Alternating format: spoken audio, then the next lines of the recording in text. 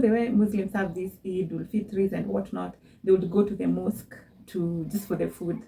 But then remember, the dad is a Christian. And they have Catholic background. If Christian, it's Christmas, then we do Christmas. If there's an Eid somewhere, you can throw in a buibui and a hijab and go to the mosque and eat the food. My mom followed the Catholic way, so she assumed Catholicism. So again, my dad was a Catholic, so they met.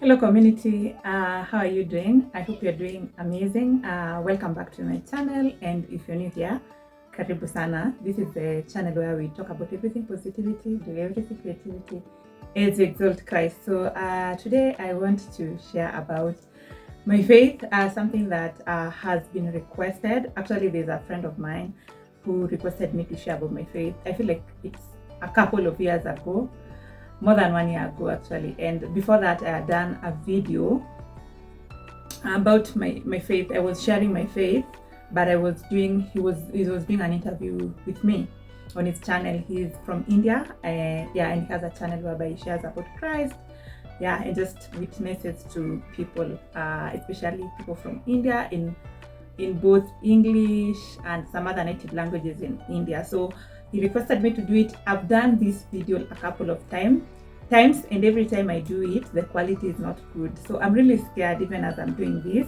because it has really rained. I have lights on, as you can see this reflection. This is still my on, and I'm hoping that this video will have nice quality. So even as I do it, I'm just having faith that it will, and I will actually be able to edit it. So I want to share about my faith, and allow me to take this notebook.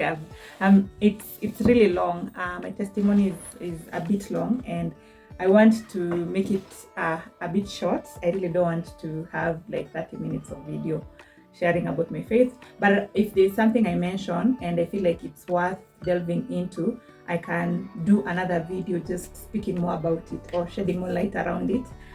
So I came to Christ. I'm not sure, and I wouldn't want to be a liar for anyone who can remember the exact year. I think, let me use the word I think, it was 2006, and I think I was 2006, around that time, because it was around August. I was 11 years, and during that time my church was small. I was going to a church that we were introduced to by my sister, who was doing some craft work there. And then while we were in that church, it had just begun. By 2006, it had stayed for around probably 3 years. I think it began in 2 or 3, if I'm not wrong, because I think the church turned 20 last year. And by 2006, it was 3 years. And all those years, we used to do something called door-to-door, or around those years, we used to do something called door-to-door, which we still do. But mostly during those years was for the purpose of also just welcoming people to the church, because the numbers in the church were not that big. It was mostly neighbors and just a few families. So we would go out and we dressed in neighborhoods around. And I remember this particular time, I think we were just divided into different groups going to different places. And specifically, it's weird because we were children around my age. I feel like I was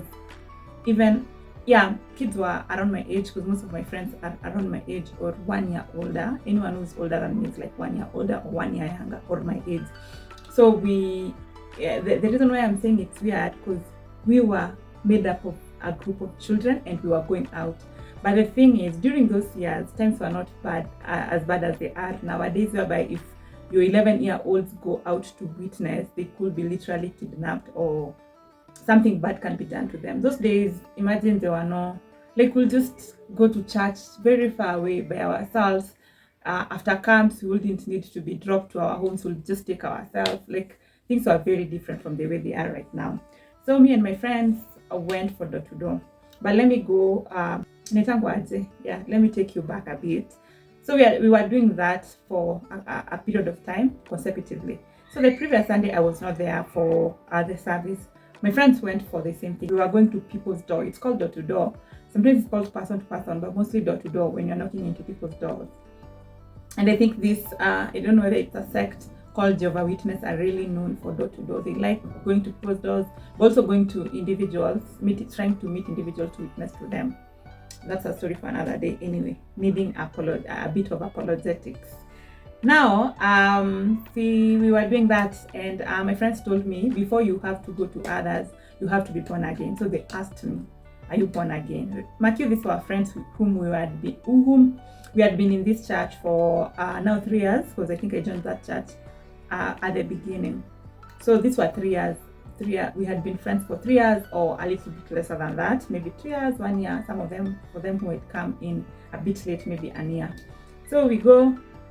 So they ask me that, and they tell them that I have never given my life to Christ.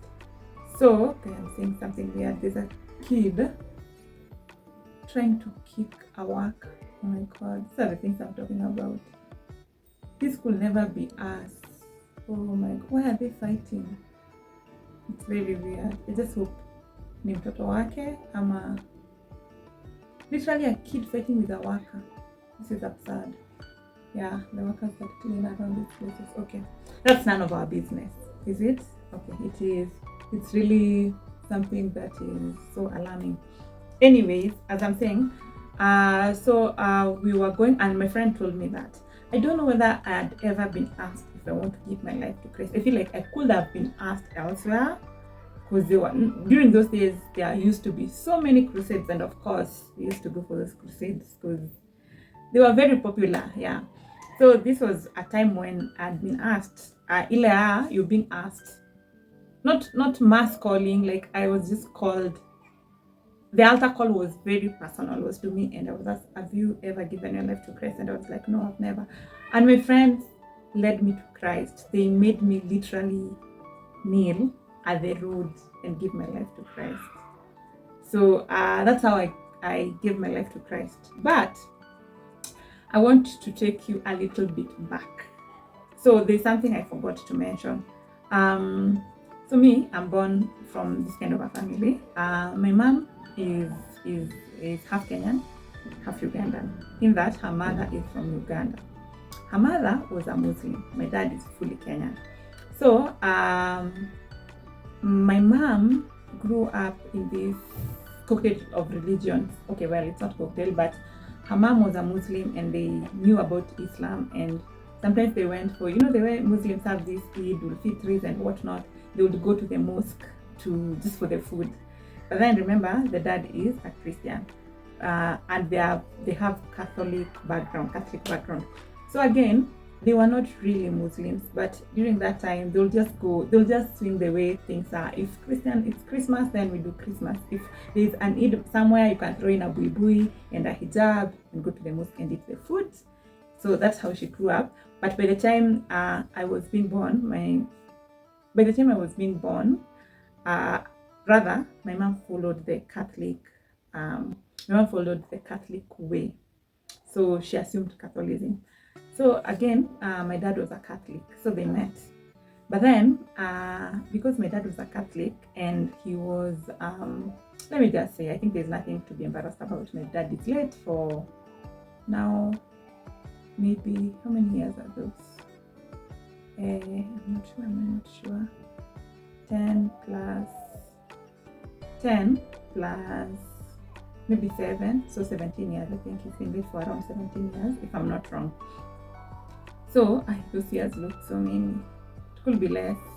13 years. 7, someone help me. 13 years, yeah? 13, 14, 15 maybe, I don't know. Yeah, the math has refused. So he was a Catholic. My dad was a staunch Catholic, but used to take alcohol, a lot of it, and yeah, he also used to smoke. So I think that was something that my mom didn't like, so she stopped going to Catholic.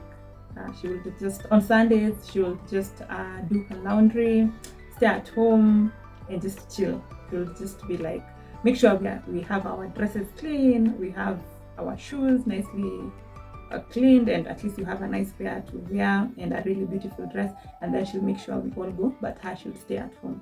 Again, I think after taking care of 9 kids, I feel like by Sunday you're just tired, like you're so tired.